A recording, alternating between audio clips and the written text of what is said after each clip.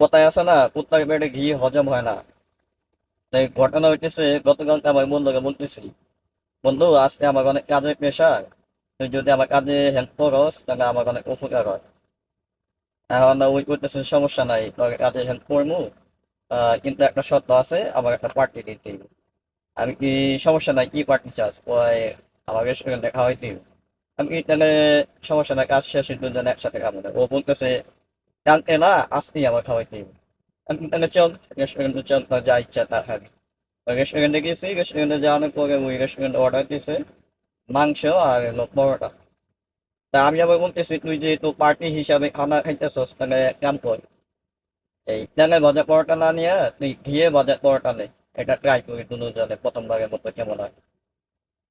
পরে ঘিয়ে ভাজা পরোটা তুই বন্ধু মিললা মানে খাইলাম পেট ভরে। খাওয়া শেষে আজকে যখন আবার কাজের সময় হয়েছে আমি ফোন দিছি, আমি কি ওই তুই আয় আমার কাজে হেল্প হেল্প কর। আর বলতেছে ওর নাকি পেট খারাপ, ওর নাকি লুজ মোশন হয়েছে। তাহলে জীবন বেগে এখন নাই গাম যে কুত্তার পেটে ঘি হজম হয় না। এখন বন্ধু তুই তো আর কুত্তা না, তাহলে তোর পেট কেন হারাবে না, সেটা আমাকে বুঝাবে, এটাই বুঝতেছি না।